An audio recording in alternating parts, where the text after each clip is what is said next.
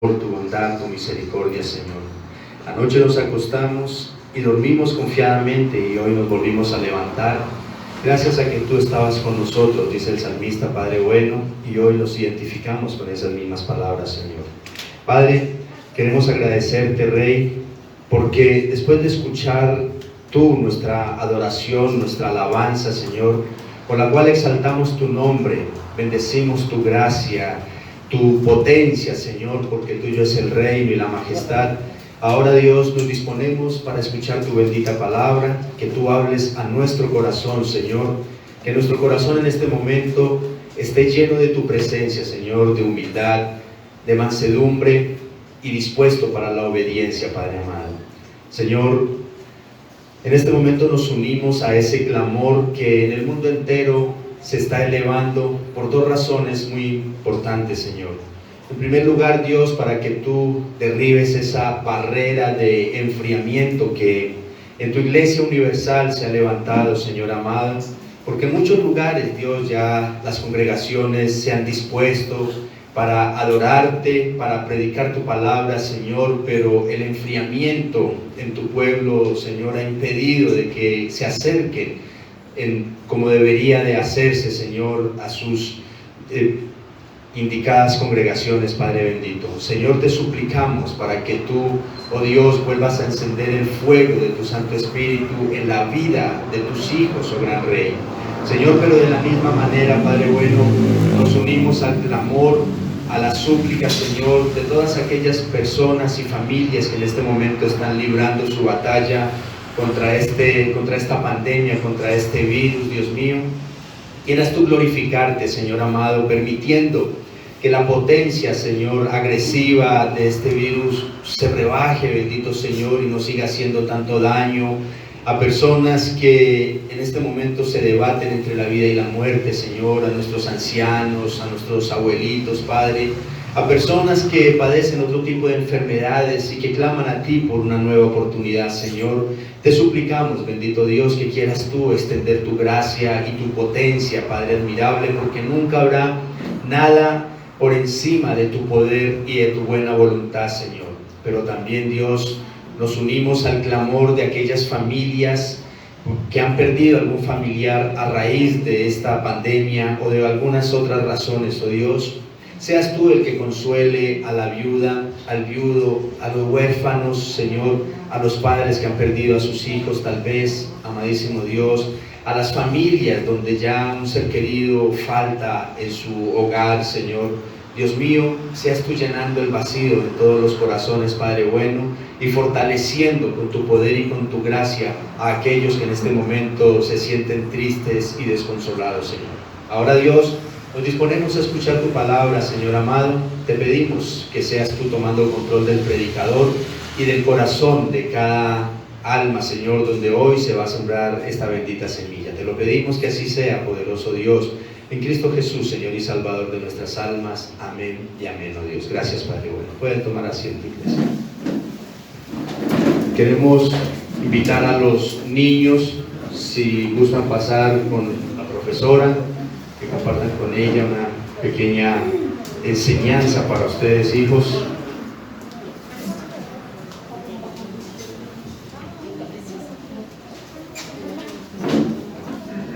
¿Cómo han estado todos, amada iglesia? Alabado sea el Señor, me alegro muchísimo. Doy gracias a Dios por ustedes, por sus vidas, por esa disposición para poder estar hoy aquí, dispuestos para escuchar la Santa Palabra, para alimentar el Espíritu con el poder y la potencia de la Escritura. Vamos a darle continuidad a esta serie que iniciamos un par de domingos atrás, serie que hemos estado basando en la segunda epístola que Pablo escribió a su hijo en la fe, Timoteo.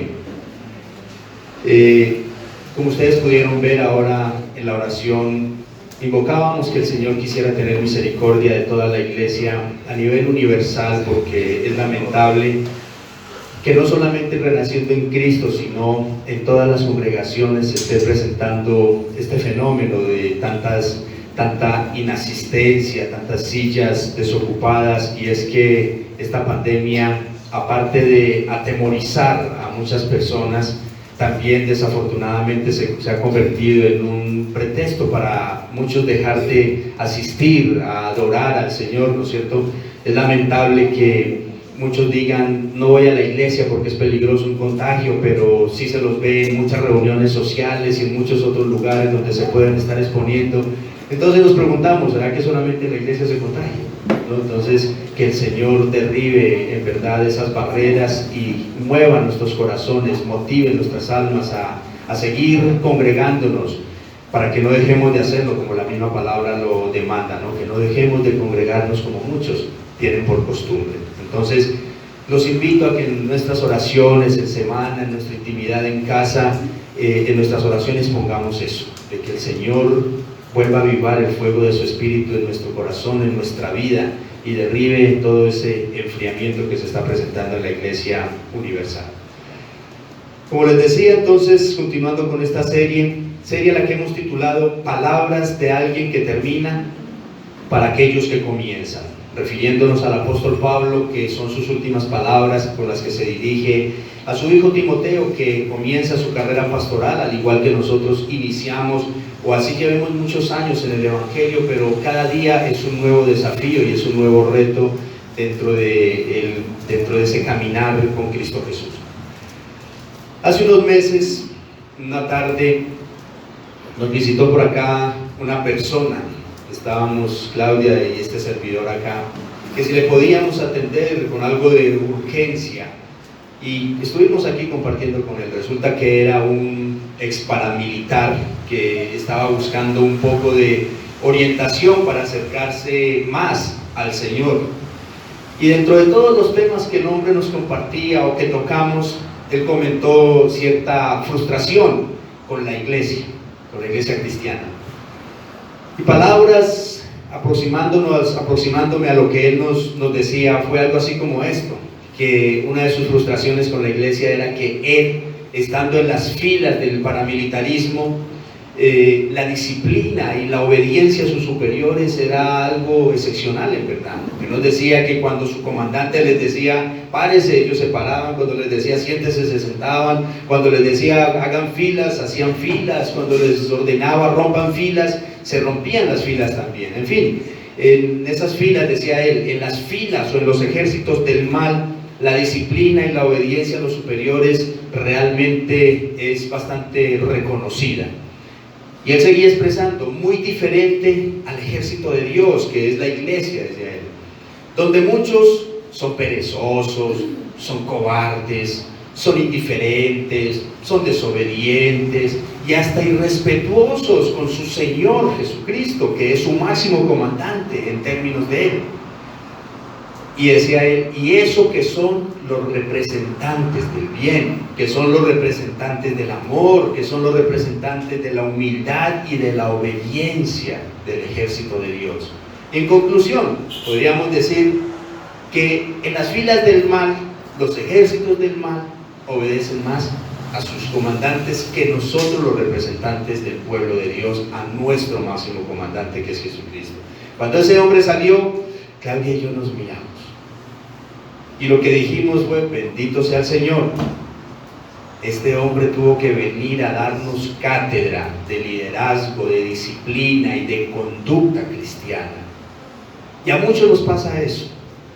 Y precisamente en el pasaje que vamos a abordar el día de hoy, Pablo también nos quiere hablar algo al respecto, así como le habló a su hijo Timoteo, a su hijo en la fe, Timoteo también. Y quiero invitarlos entonces a que me acompañen a la segunda carta de Timoteo, capítulo 2, versículos del 1 al 13.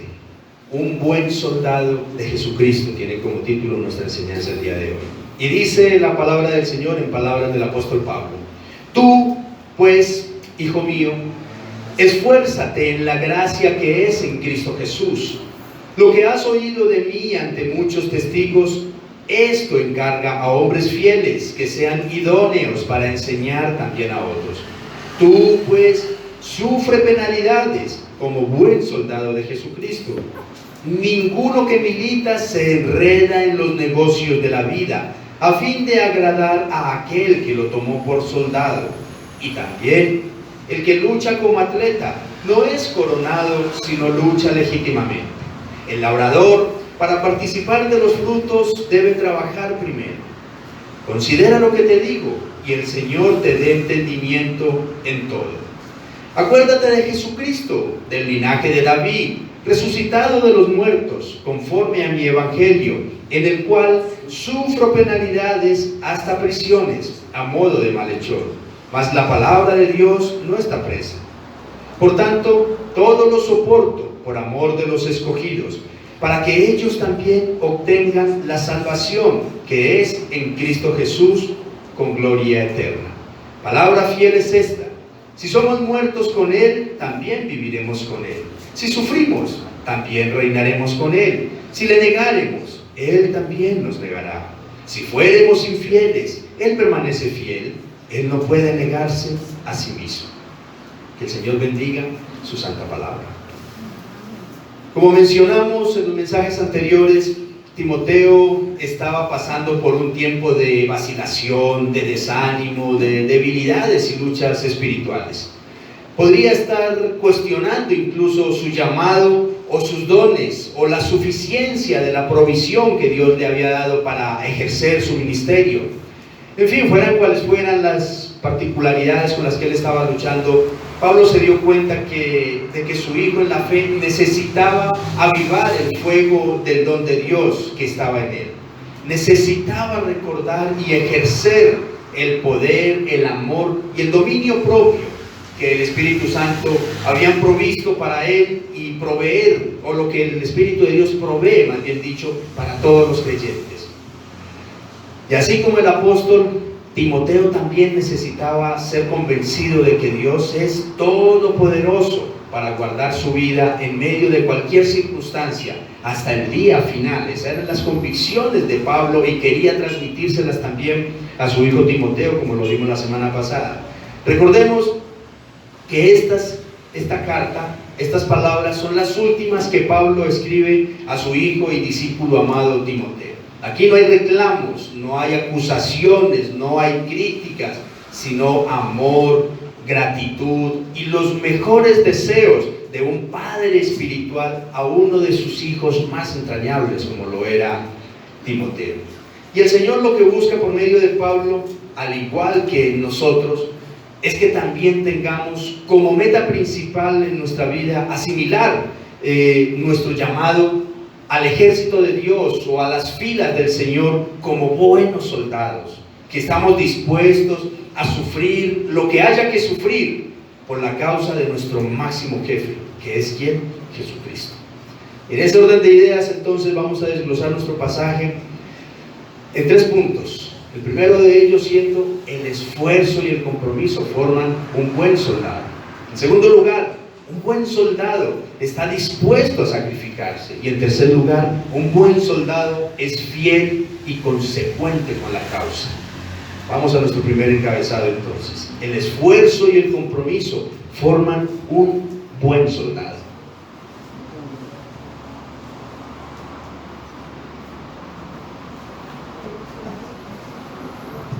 Timoteo debe de esforzarse para seguir adelante y no deshonrar a su Señor. Y Pablo comienza entonces exhortándole a esforzarse en la gracia. Dice el primer versículo, lo releo nuevamente: tú pues, hijo mío, esfuérzate en la gracia que es en Cristo Jesús. En los versículos anteriores, Pablo acaba de ponerle a 2 ejemplos a Timoteo de algunas personas completamente infieles y desleales a Jesucristo y a su causa. Pero también les puso el ejemplo, no sé si lo recuerdan, hace 8 días, de un tal Onesíforo, que era un siervo del Señor, sacrificado, fiel y leal a la causa de Cristo y a su evangelio y a todos sus servidores. Conociendo entonces estos 2 modelos de siervos, unos muy fieles y otros demasiado infieles, Timoteo tiene que tomar el camino correcto. Por eso entonces Pablo ahora se dirige a él de manera bastante directa y ordenándole: tú pues esfuérzate, esfuerces, es decir, tienes que fortalecerte por medio de la gracia, por medio del poder que Dios le ha dado a través de Jesucristo. La fuerza natural de Timoteo no es suficiente para vencer todos los temores y las luchas que está afrontando. Así que, Timoteo, es necesario entonces que eches mano al poder de la gracia de Dios. Algo muy similar a muchas cosas que nosotros en ocasiones o en muchas ocasiones intentamos hacer en nuestras propias fuerzas. En nuestras propias fuerzas intentamos buscar de Dios, en nuestras propias fuerzas intentamos alejarnos del pecado, en nuestras propias fuerzas intentamos hacer muchas cosas, pero hay muchas de esas intenciones que se quedan en eso, en intenciones, porque humanamente es imposible vencer el pecado y su poder si no echamos mano a la gracia de Dios. Y es lo que el Señor nos está diciendo: echen mano al poder que Dios les ha dado por medio del Espíritu Santo. Pero algo importante, observemos que la demanda a esforzarse que Pablo le hace a Timoteo no es una opción. No le está diciendo: Timoteo, si te es posible, haga un esfuercito, hermano. No, le está mandando: esfuérzate. Igual como años atrás Dios mismo se lo había ordenado a Josué en el Antiguo Testamento. Josué capítulo 1 versículo 9 dice, un pasaje bastante conocido: mira que te mando que te esfuerces y seas valiente, no temas ni desmayes, porque Jehová tu Dios estará contigo en donde quiera que vayas. ¿Cuál es la orden? Te mando que te esfuerces. No lo pienses, no lo consideres, no, te lo estoy ordenando.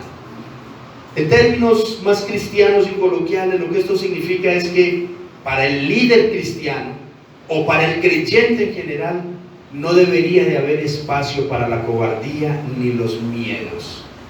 Es nuestro deber esforzarnos en el poder de Dios, esforzarnos en el poder del Espíritu Santo que obre en nuestras vidas. Así que, así como un buen soldado secular del Ejército Nacional tiene autoridad y toma fuerza porque hay un ejército, porque hay un Estado que lo está respaldando, el creyente también. El creyente se fortalece porque el poder de su Señor, de su Salvador Jesucristo, está en él, a través del Espíritu Santo y de la bendita palabra. Ahora entendamos que esta fuerza o este poder de Dios en nosotros no se activa con misticismo, no se va a activar haciendo guerras espirituales o cosas por el estilo, no. A lo largo de toda la Escritura nosotros entendemos que el poder de Dios se opera, se activa en el creyente cuando el creyente se doblega a la palabra de Dios, vive en obediencia, vive en santidad. Es ahí como se rompen las cadenas del pecado. No es a través del misticismo, sino viviendo en esa santidad que el Señor nos demanda. Esa es el único remedio, el único medio. Muchas veces nosotros decimos, como hemos puesto acá de ejemplo, te reprendo, demonio de marihuana, pero no queremos soltar el tabaquito. No, tenemos que poner de parte. Ese es el poder del Señor, obedecer la palabra de Dios para poder vencer el pecado también. Y en segundo lugar, entonces Pablo manda a Timoteo a tener compromiso con el legado del Evangelio. Dice el versículo 2: lo que has oído de mí ante muchos testigos, esto encarga a hombres fieles, que sean idóneos para enseñar también a otros. En la cultura judía de Pablo se consideraba que si alguien tenía un amplio conocimiento sobre algo, su deber era transmitirlo y pasarlo a otros. No era guardarse ese conocimiento. Timoteo era un hombre de mucho conocimiento que había recibido por parte del mismo Pablo. Y en lugar de acobardarse, en lugar de abandonar la misión evangelística que le ha sido encomendada, su deber era renovar sus fuerzas y asumir esa responsabilidad. Y en este caso la responsabilidad de Timoteo consistía en enseñar, en seleccionar y transferir sus conocimientos a hombres responsables, a hombres confiables, calificados, que cumplan con los estándares necesarios para enseñar a otros también. Iglesia, eso se llama pastorado y legado. El Evangelio de Jesucristo ha sobrevivido ya ¿cuánto? 2000 años. Y precisamente porque ha habido hombres como Pablo, ha habido hombres como Timoteo, que transmitieron ese conocimiento del Evangelio a otros. Y así ha sido como generación tras generación llegó a nosotros. Hoy somos nosotros creyentes gracias a esas personas que se han dispuesto a traer el Evangelio con paciencia, con perseverancia. Hermanos, y la pregunta sería, ¿qué tanto nos disponemos nosotros para capacitarnos y transmitir ese Evangelio? O más bien dicho, ¿qué tan responsables y confiables somos nosotros para administrar el Evangelio? ¿Qué tan confiables somos con ese fin? Amados, todos nosotros somos instrumentos del Señor para que el Evangelio sobreviva. ¿Pero qué se requiere? Esforzarnos, comprometernos y transmitirlo a otros. Una hermanita me decía estos días: pastor, yo quiero capacitarme, yo quiero hacer el discipulado y quiero formarme, quiero aprender, porque quiero enseñar a otros. Ya no quiero seguir calentando silla. Me emocionó eso, ¿verdad? Y esa debería de ser la actitud de todos. Estar dispuestos. Miren que es triste que ha habido casos de creyentes de 5, 10, 15, 20 años y ni sus vecinos sabían que eran creyentes. Entonces, ¿qué clase de cristianos somos nosotros? ¿En qué momento o a quién le estamos compartiendo el Evangelio? Es necesario entonces esforzarnos para vencer el pecado, esforzarnos en el poder del Espíritu Santo y proponernos también ser instrumentos del Señor para llevar el Evangelio a otras almas. Pero veamos otro aspecto de un buen soldado de Jesucristo. Nuestro segundo encabezado dice que un buen soldado está dispuesto a sacrificarse. Tengamos en mente esa imagen de un soldado. Pablo siempre ha usado la carrera militar y sus armas para describir la vida y la lucha del cristiano. Y en esta oportunidad usa la imagen del soldado para ilustrar el sacrificio y la abnegación que demanda el Evangelio. Así que la esencia del soldado es el sacrificio. Y de esa misma manera, esa misma debe de ser la esencia del soldado cristiano. Dice el versículo 3: tú pues sufre penalidades como buen soldado de Jesucristo. De manera similar a como hoy es hoy en día, los soldados romanos de la época de Pablo y de Timoteo, ellos juramentaban defender la causa con su propia vida y estar dispuestos a sacrificarlo todo por la causa de su nación. Así que entonces las palabras de Pablo a su hijo Timoteo son muy claras al compararlo con un soldado de Jesucristo. Lo que está haciendo aquí es comprometerlo con ese sacrificio que debe de asumir Timoteo por la causa del Señor, tal como lo hace un soldado por su nación o por su honor. Como buen soldado, entonces, Timoteo tiene que estar dispuesto a sufrir penalidades, como usan los términos Pablo. Y lo que eso implica es sufrir aflicciones, soportar problemas, resistir dificultades.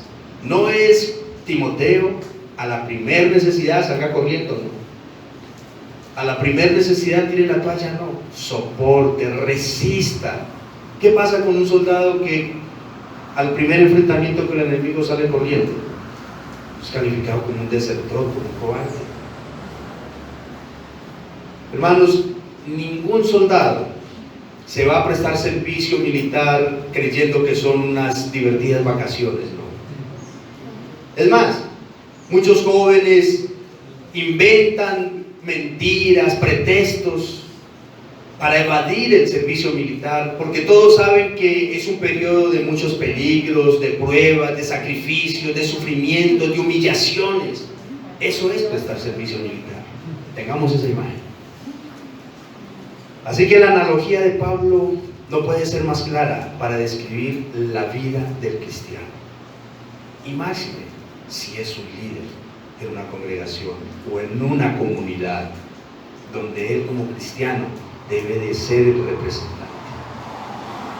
Pero también el cristiano sacrifica la vida externa como un soldado. Y dice el versículo 4: ninguno que milita se enreda en los negocios de la vida a fin de agradar a aquel que lo tomó por soldado.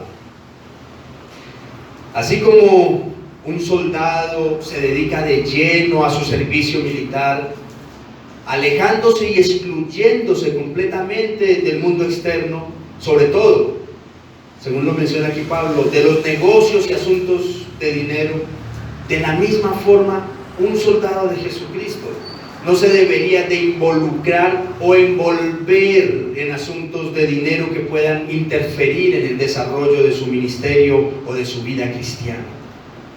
Un militar, en vez de estar pensando en sus negocios y su dinero, está pensando es cómo enfrentar al enemigo. Su deber es obedecer a sus superiores y honrar a su ejército. Y así mismo, hermanos, el deber del soldado cristiano es agradarle, es complacer a Jesucristo, quien fue el que lo reclutó y lo incluyó en el reino de Dios. ¿Cómo les parece que el otro día una hermana me contaba que hace tiempo dejó de asistir a una iglesia anterior porque sus pastores le debían plata casi a todos los feligreses de la iglesia, incluyéndola a ella misma? Entonces dijo, no, y lo peor era que cuando uno se acercaba a cobrarles era muy incómodo porque los pastores se disgustaban. Entonces, ¿a ustedes no les parece que eso es bastante vergonzoso? Pero no solo aplica para los pastores. Un creyente que mantiene enredado en deudas, pagadiarios, o un creyente que se hace esclavo de sus tantos compromisos económicos al punto de desplazar a Dios de su vida, también es un mal soldado de Jesucristo. Ahora hago la aclaración. No estoy tratando de decir que esté mal que un creyente trabaje o sea comerciante, no, de ninguna manera. Lo que la Escritura está prohibiendo en este caso es involucrarse tanto que termine enredado, es enmarañado, que después no pueda soltarse de los enredos, que no pueda zafarse de ese medio al punto que eso interfiera en su relación con Jesucristo y su vida espiritual. Es a eso a lo que se está refiriendo. Y lamentablemente, hermanos, no hay nada que le quite tanto la paz y aleje tanto al cristiano de su llamado como los enredos económicos y la codicia. Lo abrazan y lo enredan hasta que finalmente termina alejándolo del Señor. Y es doloroso, hermanos, que muchos creyentes se la pasen más enredados en sus negocios que involucrados en las cosas del Señor. Y ¿saben qué? De esa manera nunca vamos a agradar a Dios. Al Señor se le agrada, se lo complace sirviéndole, adorándole, viviendo en paz con Él y viviendo en paz con los demás. Pero una de las formas de vivir en paz con los demás es precisamente esa, no enredándonos en asuntos de dinero con las personas. Termina la persona yéndose de deuda en deuda, de deuda en deuda, hasta que finalmente dice, ¿por qué no has vuelto a la iglesia? No, trabajando muy duro para pagar deudas. Trabajando muy duro, ya no me queda tiempo ni de orar en la casa. ¿Cómo nos aleja los negocios de la vida, según lo que está diciendo aquí Pablo a Timoteo? Por eso le dice Timoteo, evita, te queda prohibido enredarte. Vuelvo y aclaro, no ser negociante, no, enredarte en negocios que afecten tu relación con Dios.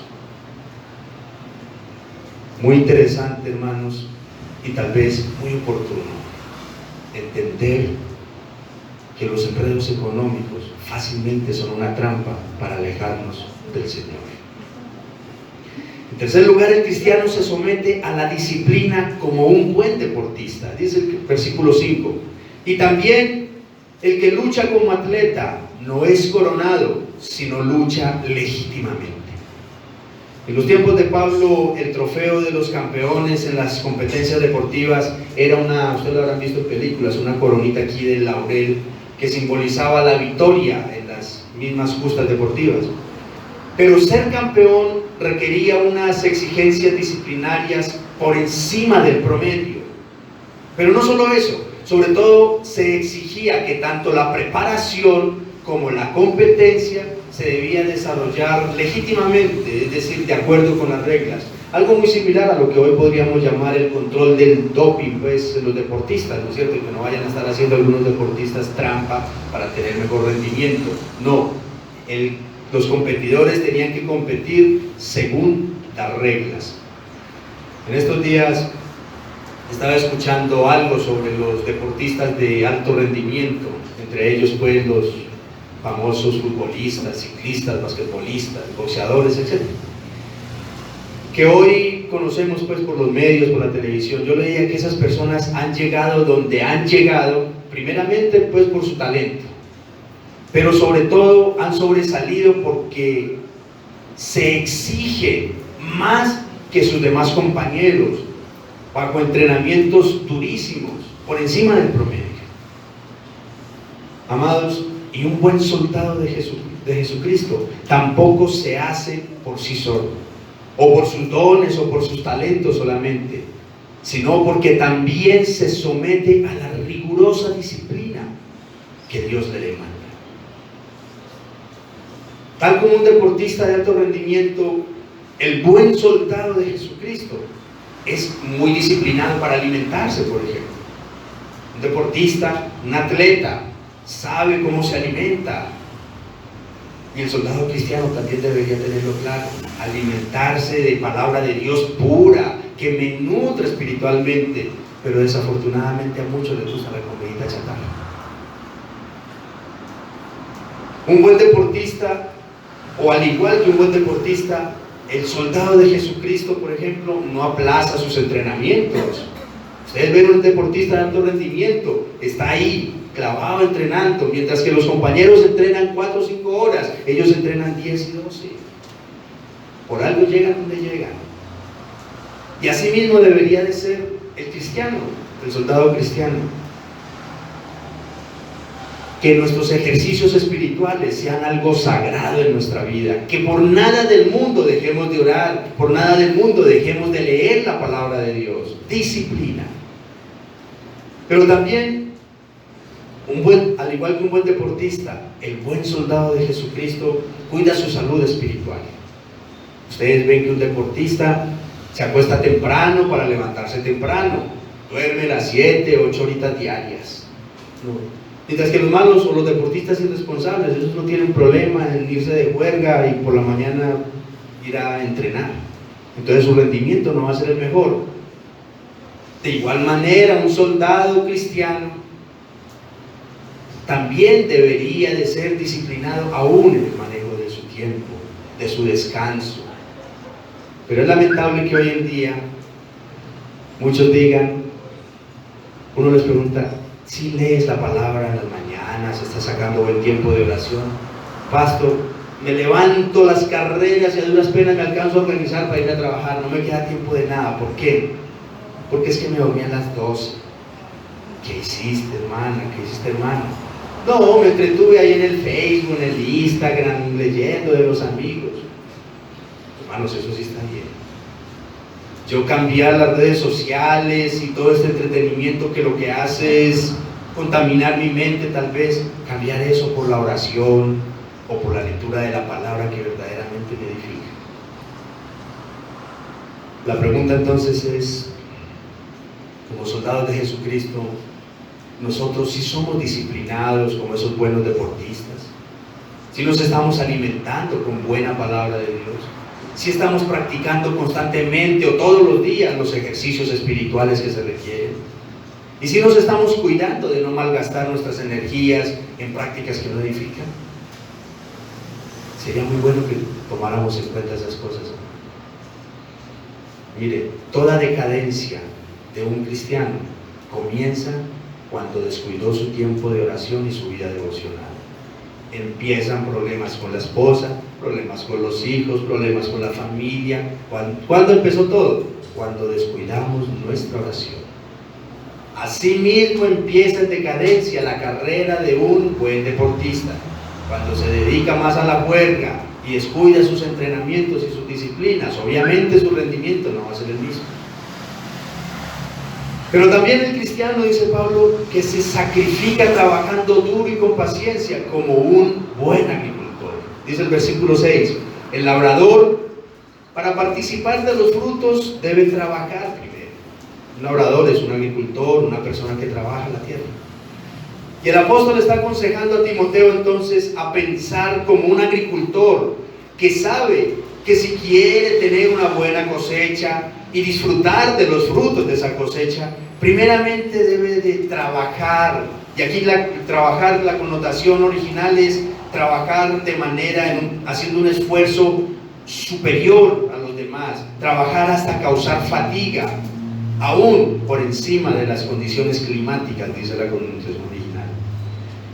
Pero aparte entonces del duro trabajo, un agricultor también debe de revestirse de paciencia hasta que llegue el tiempo de la cosecha. Nadie, un ejemplo, no sé pues el tiempo de cada planta o de cada semilla, lo que demore para dar fruto, no tengo mucho conocimiento. Pero si por ejemplo el frijol se demora 4 meses para dar fruto, yo no voy a esperar de que siembro hoy a los 15 días a ver qué cosecho, no. Hay que esperar con paciencia. Hermanos, a diferencia de la maleza que crece en cualquier lugar y que no requiere ningún tipo de cuidado, a diferencia de eso, los frutos comestibles y las grandes cosechas sí necesitan de mucho trabajo y de cuidado por parte del agricultor. De manera que el creyente debe entender que su santidad, su crecimiento espiritual, su conocimiento, su madurez, su desarrollo ministerial no van a crecer por sí solos, ni se van a dar de la noche a la mañana. No. La madurez de un creyente, sea líder o no, demanda trabajo intenso. Un creyente perezoso o un indolente no van a crecer espiritualmente, ni van a aportar mucho al reino de Dios. Le preguntaron a un famoso predicador de la palabra qué tanto se necesitaba para preparar un buen sermón. Y él dijo, lo que más se necesita es un trasero bien resistente para pasar muchas horas sentado en una silla estudiando la palabra de Dios. Y hermanos, nosotros como creyentes, así no seamos todos predicadores, no seamos todos pastores, pero como creyentes, para crecer necesitamos dedicar tiempo también a la palabra del Señor, a la oración. Y es a eso. Seguramente que Pablo ha percibido que el problema que está atravesando Timoteo empezó a surgir porque quizá él en algún momento se descuidó en sus ejercicios espirituales. Y posiblemente en tu vida, en mi vida, pueda pasar algo similar. Empezamos en esa decadencia espiritual desde el momento que empezamos a descuidar también nuestras actividades espirituales. Así que hermanos, yo los invito a dejar esa pereza espiritual y también física a un lado y disponernos con un espíritu diligente para buscar y servir al Señor y su obra también. Como lo decíamos al comienzo, hoy la iglesia está viendo un enfriamiento que no se había visto en siglos, todo a raíz de la pandemia. Unos porque en realidad su carácter, su mentalidad no les da para afrontar estos desafíos de poder congregar, y otros sencillamente se acostumbraron al pastor virtual, a la iglesia virtual. Todos se acomodaron. No es que pereza ir a la iglesia sabiendo de que aquí a un clic puedo tener al predicador que yo quiera en la comodidad de mi cama, en la comodidad del comedor, de la sala. Entonces, ¿a qué ir a la iglesia? Eso se llama pereza espiritual. Porque hermanos, Dios no estableció una iglesia para que se desarrollara virtualmente. Dios estableció una iglesia para que se desarrollara así, hombro a hombro, codo a codo, llorando con los que lloran, gozándome con los que gozan, orando los unos por los otros, conociendo las necesidades de los demás para orar por los otros también, compartiéndole mi necesidad a otro para que otro ore por mí. Imagínese usted pues para pedir un consejo a su pastor virtual. Bendito Dios, no hay cuándo. Y en el versículo 7 el apóstol dice: considera lo que te digo, y el Señor te dé entendimiento en todo. Pablo le exige a Timoteo y a nosotros también por extensión que reflexionemos, que razonemos sobre todo lo que nos está diciendo. Y Pablo pide al Señor que nos dé esa capacidad para entender, para comprender el significado y la importancia de todo lo que implica ser un buen soldado de Jesucristo. Y cierro este encabezado con una pregunta. ¿Nosotros sí estamos comprendiendo el significado y la importancia de todo esto? Esto tiene muchas implicaciones. Hermanos, que el Señor nos ayude a entender y a guardar lo que realmente es ser un buen soldado. Guerreros de Jesucristo, dispuestos a batallar, que si tropezamos volvemos y nos levantamos. Ahora, después de conocer estos elementos que forman al soldado cristiano, veamos que un buen soldado es fiel y consecuente con la causa. Generalmente, todo buen soldado tiene un mentor o un héroe que lo inspira y le recuerda la causa y los objetivos, ¿no es cierto? Y la inspiración del soldado cristiano debe de ser su máximo jefe, Jesucristo. Dicen los versículos del 8 al 10. Acuérdate de Jesucristo, del linaje de David, resucitado de los muertos, conforme a mi evangelio, en el cual sufro penalidades hasta prisiones, a modo de malhechor, mas la palabra de Dios no está presa. Por tanto, todo lo soporto por amor de los escogidos, para que ellos también obtengan la salvación que es en Cristo Jesús, con gloria eterna. Pablo entonces manda a su hijo a no olvidarse de su Salvador y recordarlo siempre a modo de inspiración, porque el ejemplo supremo de lo que es un soldado, de lo que es un atleta de buen rendimiento y de lo que es un agricultor esforzado y paciente, el ejemplo supremo de eso es Jesucristo. Y a pesar de que Pablo está sufriendo tras las rejas como si fuera un delincuente, él se siente satisfecho, se siente en un buen sentido orgulloso, porque también ha seguido los pasos de su maestro. De hecho, el apóstol dice que todo lo soporta con valentía, porque así como Jesús sacrificó su vida como un buen soldado en medio de la batalla por salvar a los escogidos, ahora él, Pablo, también va a entregar su vida para que el propósito del Señor se cumpla. Hermanos, la mayoría de personas tienen a alguien a quien admiran y les sirve de inspiración. Unos admiran a un deportista, otros admiran a los grandes magnates de las industrias, otros más siguen a los gurús del marketing, del crecimiento personal, en fin, dependiendo el gremio, dependiendo la línea profesional o laboral, escogemos a quién seguir o a quién admirar, ¿no es cierto? Pero hermanos, no todo el mundo, incluso no todos los cristianos, tienen a Jesucristo como esa fuente de inspiración y ejemplo de vida para ser. No todos. Ahora preguntémonos, nosotros sí nos acordamos de Jesucristo cuando tenemos que tomar decisiones importantes en nuestra vida. Amados, en los momentos en que nos esté dando pereza espiritual o desánimo espiritual de servir al Señor o de servir a otros hermanos, preguntémonos algo. ¿Qué haría Jesucristo en nuestro lugar? ¿Sería que Jesús también se llenó de pereza y de desánimo cuando nosotros venimos ante Él con esa quejadera que sabemos venir? ¿O sería que a Jesús le dio pereza y desánimo estarnos levantando cada que caemos? Yo creo que no. Nunca se agota la paciencia, la misericordia y la gracia del Señor para socorrernos. Entonces, Él debe de ser nuestra única fuente de inspiración.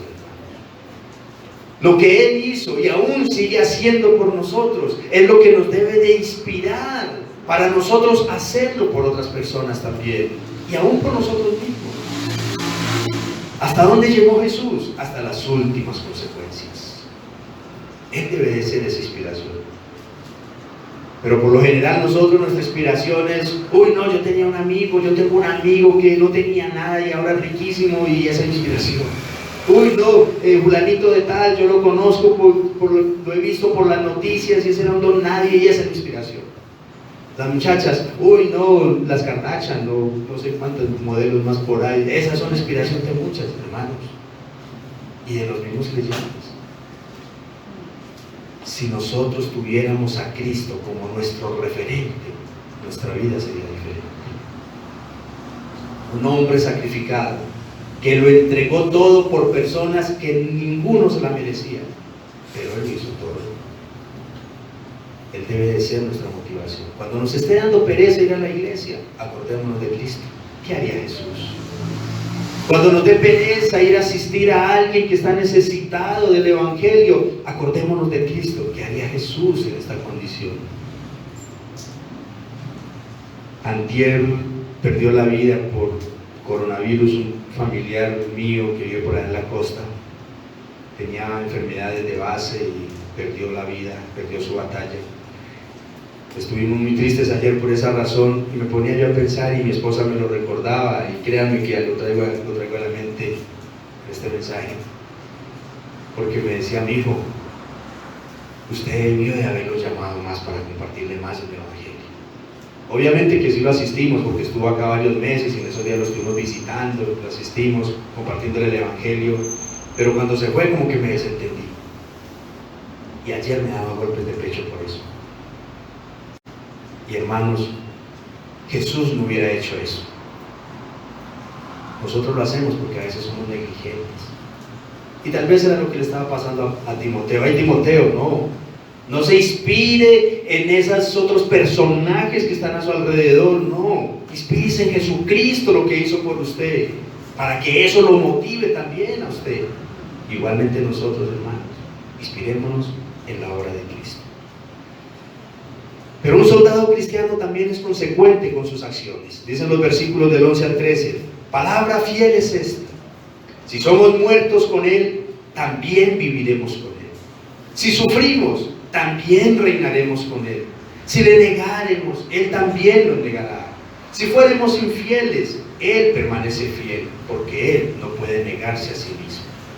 Ya para reafirmar entonces todo lo que ha dicho el apóstol, cierra con estas verdades inmutables, incambiables: ocurrirán. Espiritualmente los creyentes han muerto en Cristo, con Cristo, por lo tanto también llegaremos a vivir con Él. Y asimismo, si resistimos o soportamos con valentía las tantas aflicciones por la causa del Señor, también reinaremos con Él en su reino eterno, es su promesa. Pero si nos negamos a admitir o reconocer a Cristo como nuestro Señor y Salvador, Él también nos negará en el juicio final. Y ayer precisamente pensaba en todo esto. Alguien me dijo un día: William, cuando predique la palabra, predíquela como si fuera lo último que las ovejas están escuchando, porque usted no sabe en qué momento alguien partirá de este mundo. Hermanos, si nosotros a veces vemos el Evangelio y el cristianismo como algo muy superficial, cuando tal vez puede ser el salvavidas que Dios nos está lanzando en este momento para rescatarnos de la inmundicia donde estamos, o de la condenación eterna, si es que en cualquier momento nos toca partir. Igualmente, si nosotros fuéramos infieles y decidimos no creer ni depender de Jesús como el Mesías, Él permanece fiel a su naturaleza de juez justo, y como tal entonces condenará a los incrédulos. ¿Por qué? Porque Él no se puede negar, Él no puede contradecirse a sí mismo. Si Él dice: solo los que creen en Jesucristo y le obedecen serán salvos, esos serán salvos. La religión tradicional dice que todos los caminos conducen a Roma, y entonces le agregan que todos los caminos conducen al cielo, pero no es así. Tal vez eran parecidos, pero no llegan al mismo destino. Y una forma de aplicar esto entonces sería que todo soldado que se respete sabe las consecuencias de sus actos cuando está en servicio, ¿no es cierto? El soldado sabe que si traiciona a su ejército, ¿qué pasa? Tendrá que comparecer ante la corte marcial. Pero también sabe que si es necesario entregar su vida en el campo de batalla, valió la pena, porque aún su muerte aporta para la vida de otros. Eso hace un soldado secular. ¿Cuánto más un soldado de Jesucristo? Sabe que su muerte es para vida eterna.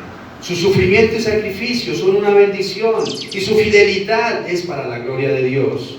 Así que no hay tiempo ni para el miedo, no hay espacio para la infidelidad o la traición al Señor, y tampoco no hay sacrificio que no valga la pena vivir. Y ya para concluir,